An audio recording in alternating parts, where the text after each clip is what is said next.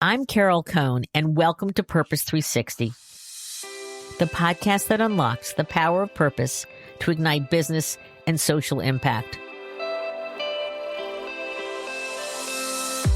Today's conversation is so timely.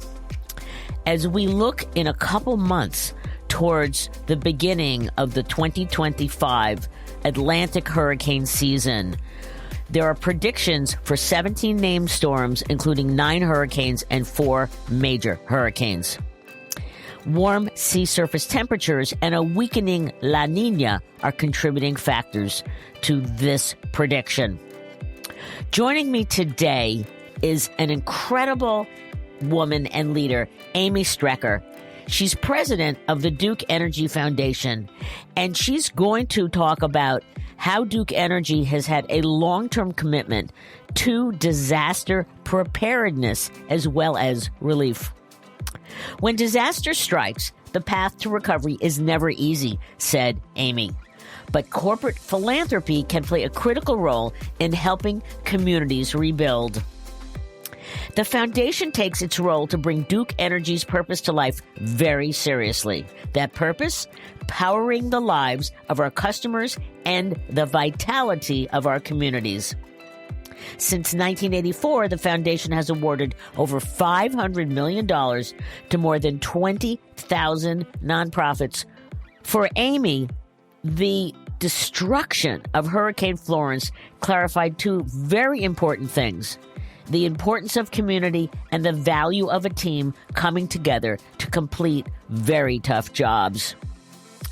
As she said so eloquently, everyone at Duke Energy has a day job and a storm job. So during events like Florence, accountants become call center managers and office workers become travel agents, wrangling hotel rooms for hard-working line workers across the state. One of the greatest lessons from Hurricane Florence, albeit it was such a destructive event, is that community is a long-term commitment, said Strecker.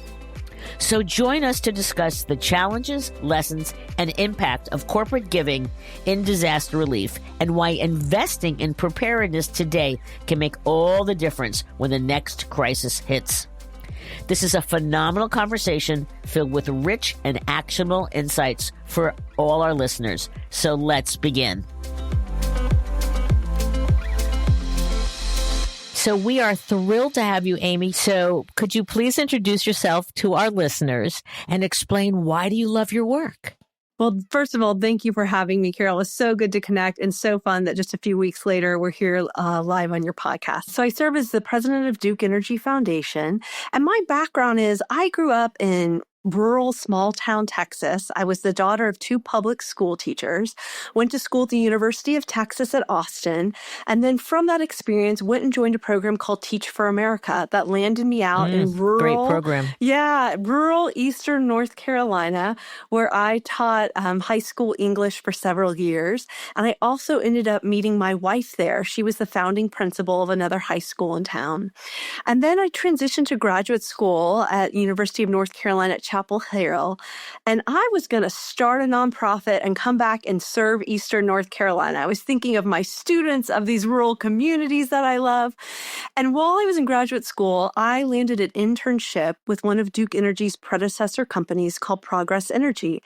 And I came and started supporting the Progress Energy Foundation and their employee communications and just thought, aha, this is it. This is where I really feel some fit and some purpose and some alignment. And so ended up coming to the company full time in a media relations role, community relations, and then I've been on the foundation team about 9 years now. And this work is just an absolute privilege. And I think about the honor of serving our communities and customers every day. And you do a lot of grant making, and there's a lot to be done. So I'd love to just kind of dive in and talk a little bit about how the foundation fits in with Duke's purpose. Well, let me start by telling you a little bit about Duke Energy and the foundation, and I'll tie it together for you. So Duke Energy is an electric and gas utility serving about 10 million customers across 7 states. And we do this through the power of the 27,000 strong who are my Duke Energy colleagues. We've been around for 120 years, and we want to be around for the next 120 years. And serving our customers well is absolutely job one of Duke Energy. Now, what's cool is Duke Energy Foundation is the charitable foundation of Duke Energy. And instead of being funded on an endowment that came out of a merger or something of the like, we are funded annually by our shareholders. So every year, Duke Energy's top leadership says, we believe in investing in our communities, and we're going to invest in the Duke Energy Foundation. We push these dollars into communities through volunteerism, through matching gifts for our employees, and competitive grants. And where the alignment really happens between the company and the foundation is in our strategy.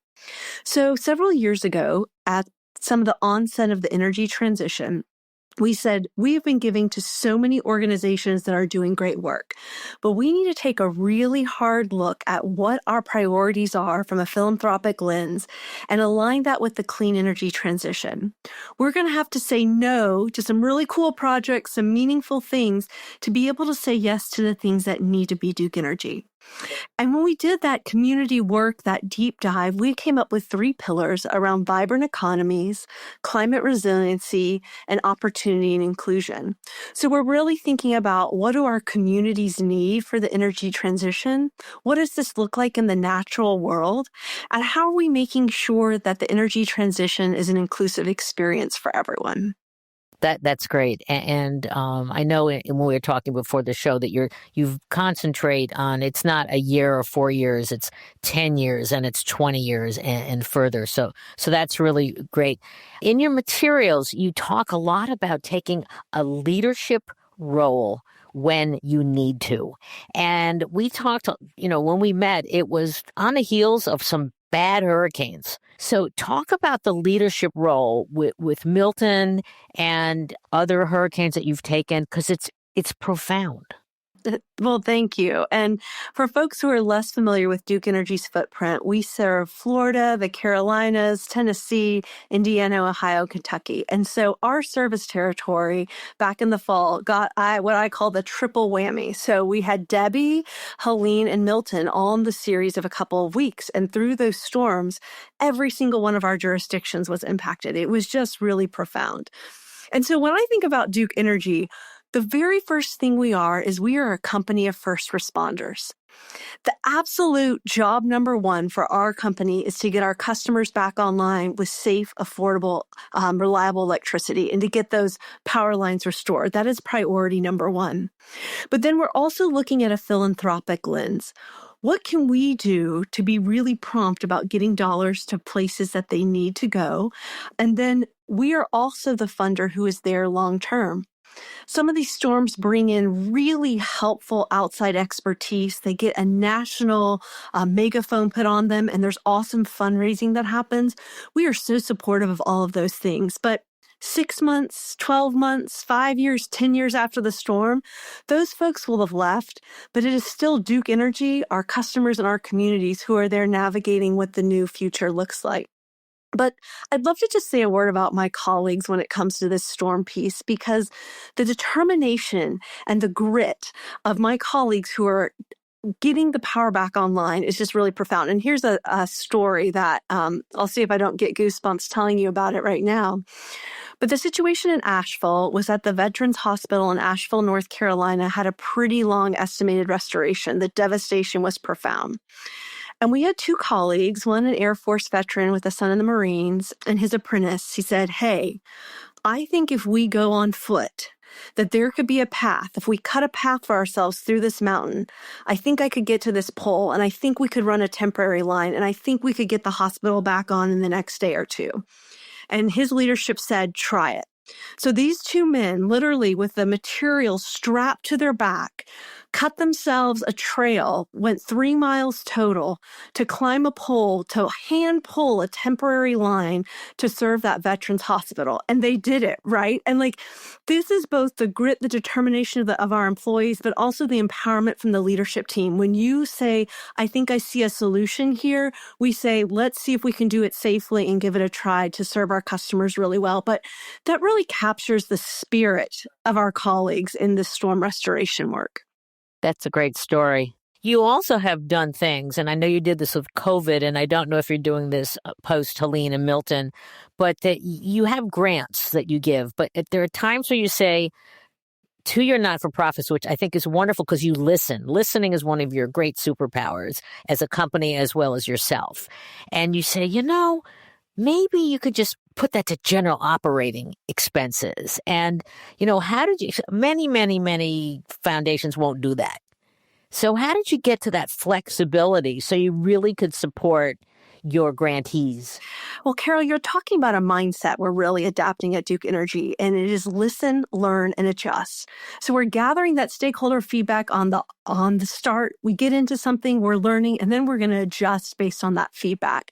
And so that mentality of flexibility, learning as you go, I think is what enables our flexibility in our grants. And you are absolutely right. I often say Duke Energy Foundation is often not going to be the largest funder on the project, but can we be the easiest to work with?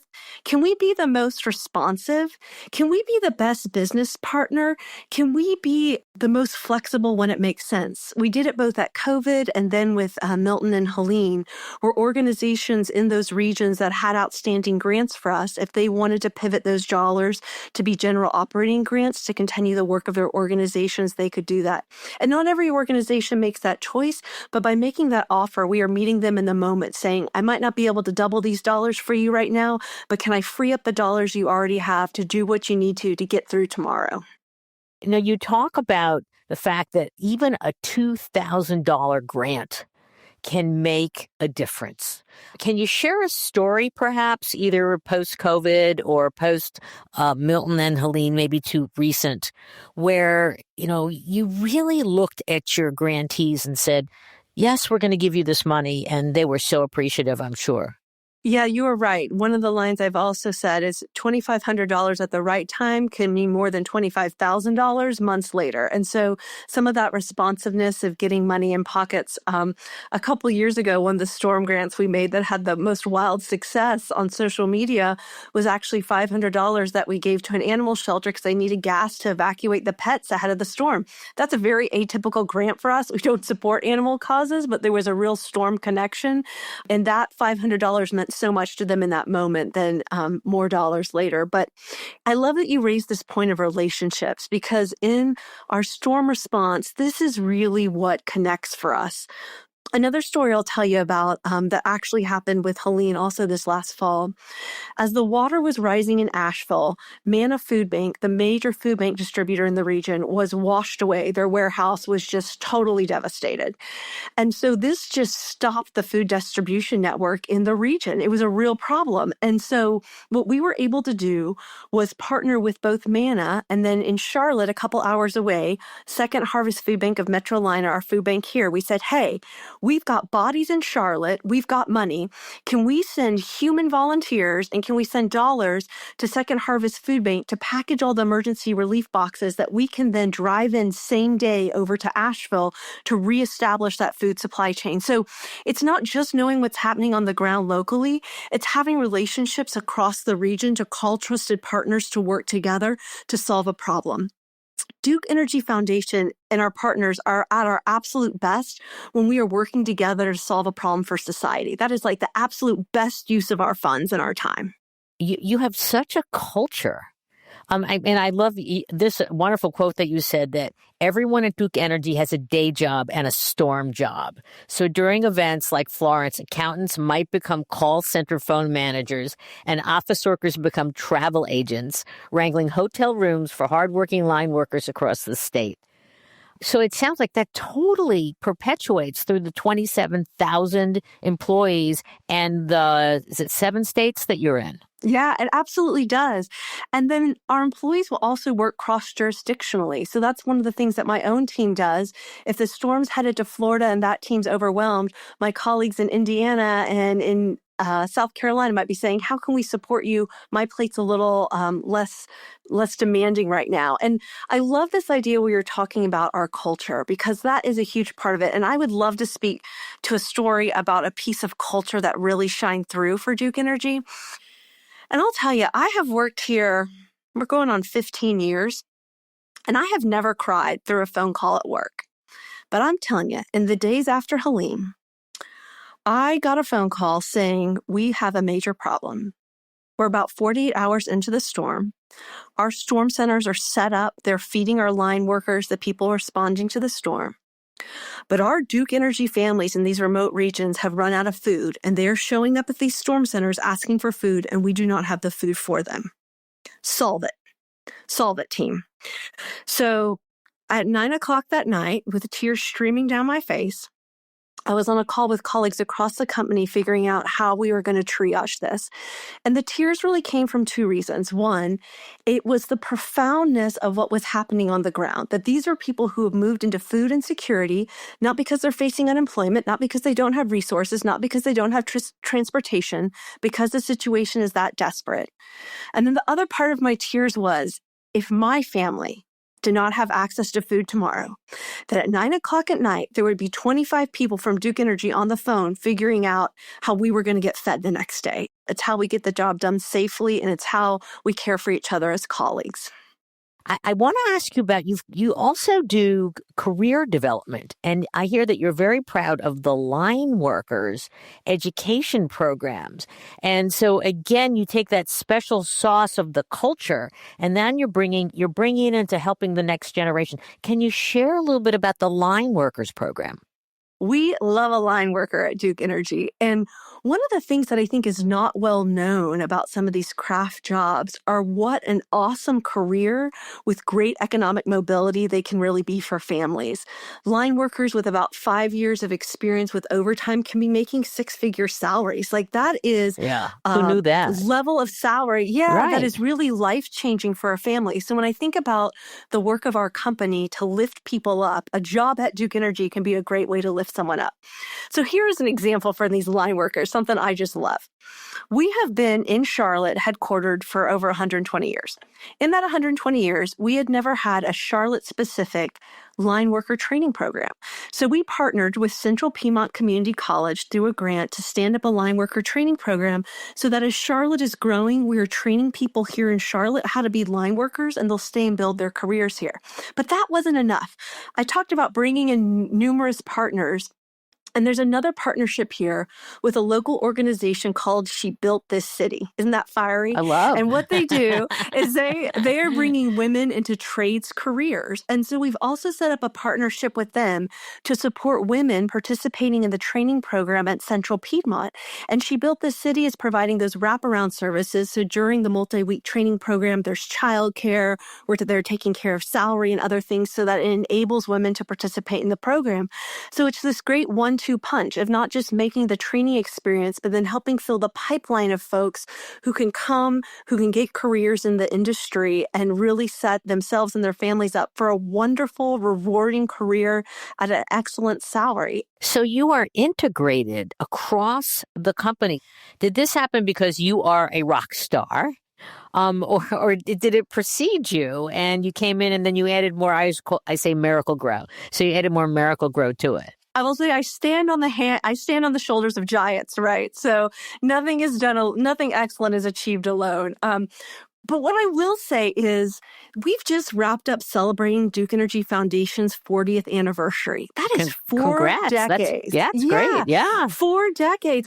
And I also, not to take us down a rabbit hole, but the founder of Duke Energy is a gentleman named James B. Duke, and his story is pretty remarkable too, because back in the late 1800s, he was investing in equal opportunity education for women. That's why we have Duke University today. He said, move to Durham and let women in. We'll be part of that. He was investing at historically Black colleges and universities. He was investing in orphanages at the time, but he was such a leader in his own right about what caring for community looked like and what having resources and the privilege to serve a community, how that obligates you to take care of the people there. And we have been building upon that legacy since the really start of this company with the mantra of citizenship and service. That's truly amazing. You know, I always talk about leadership, and I say that the speed of the leader is the speed of the troops, not going fast, but that if someone really has this incredible heart, and it sounds like he was a servant leader, that it trickles down. You say you do some large grants, but then you're hyper local. And so I'm curious about, how do you select the large grants? And then on the hyperlocal, you have hundreds of grants that you're giving out. So how do you decide? Yeah, well, we trust local expertise is what we do. So our Duke Energy Foundation team, we've got about 8 to 10 folks who are working full-time on the foundation. But then we're also partnering with the community relations organization inside our business.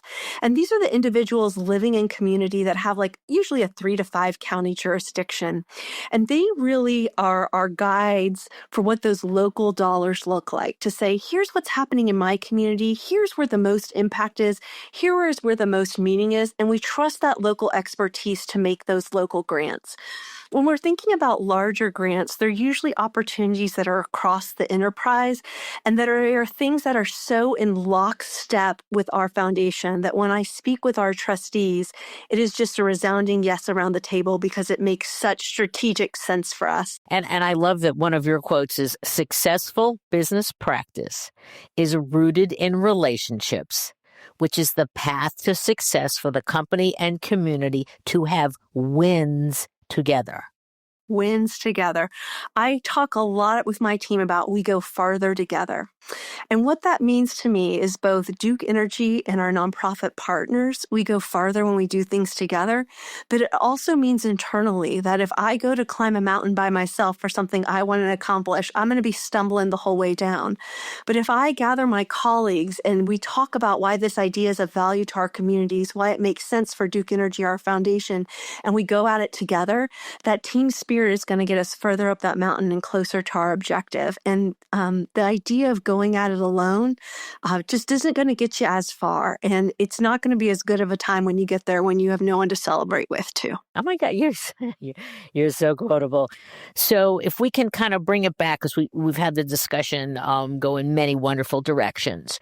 So regarding a company, all companies have to respond to disaster, but they can do it really well or they can do it very haphazard. Do you have a few recommendations for companies who, they're not at your level?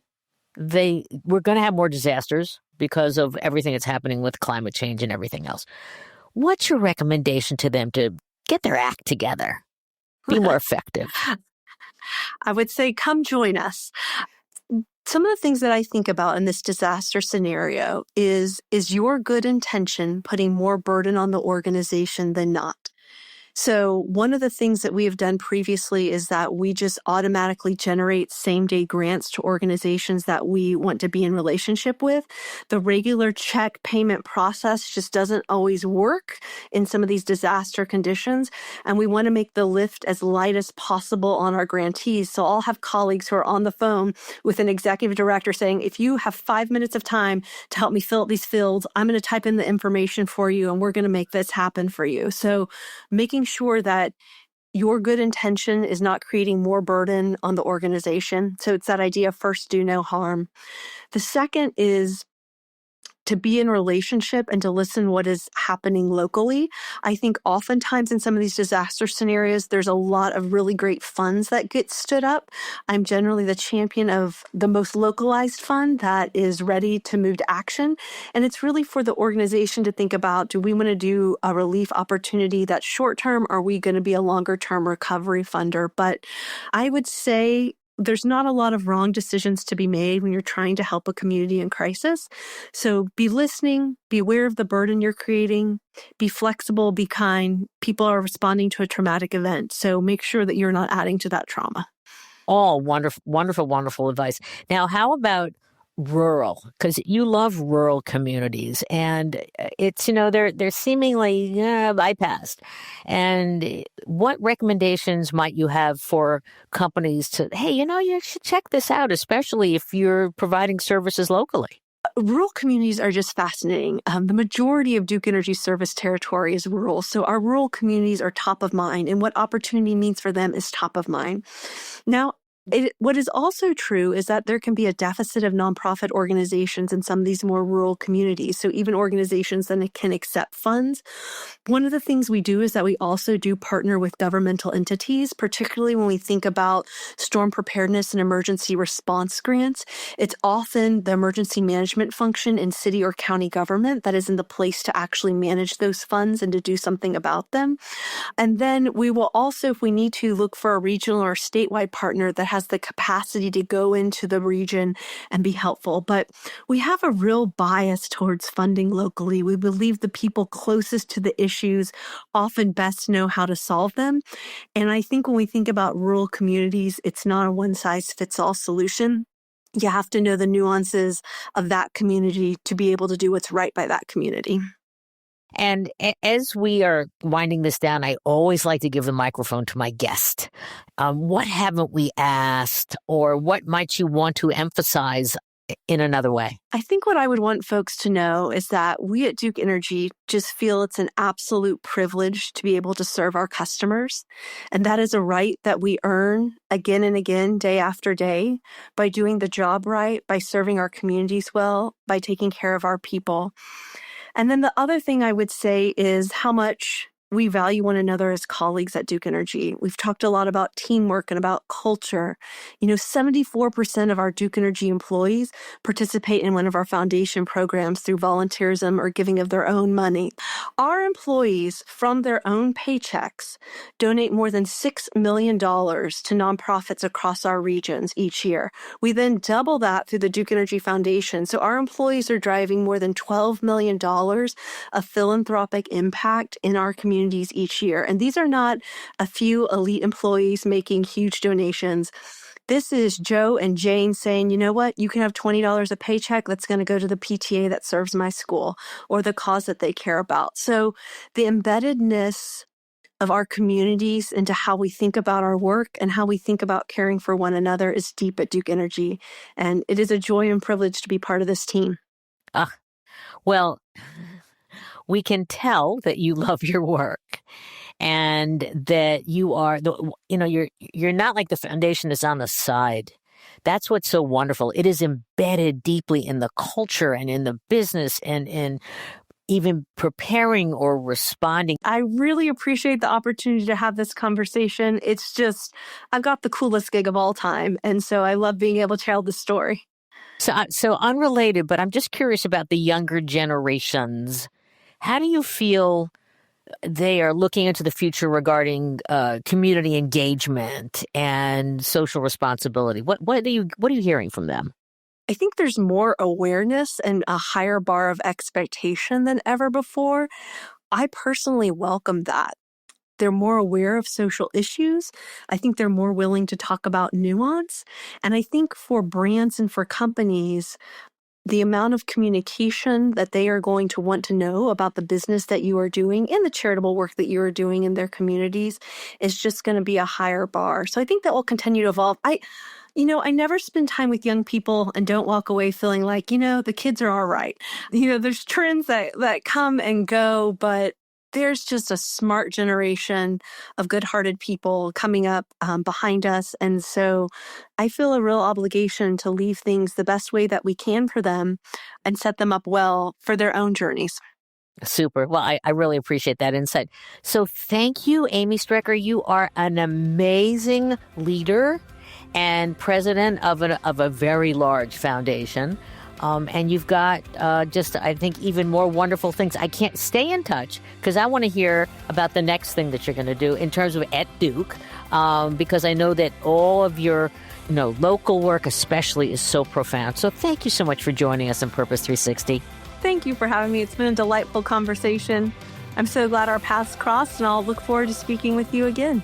Let's hope we have less hurricanes this coming season.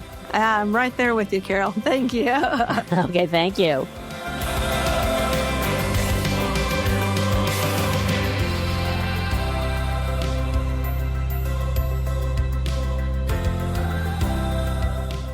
This podcast was brought to you by some amazing people, and I'd love to thank them. Ann Hundertmark and Kristen Kenny at Carol Cone on Purpose, Pete Wright and Andy Nelson, our crack production team at True Story FM, and you, our listener. Please rate and rank us, because we really want to be as high as possible as one of the top business podcasts available, so that we can continue exploring together the importance and the activation of authentic purpose. Thanks so much for listening.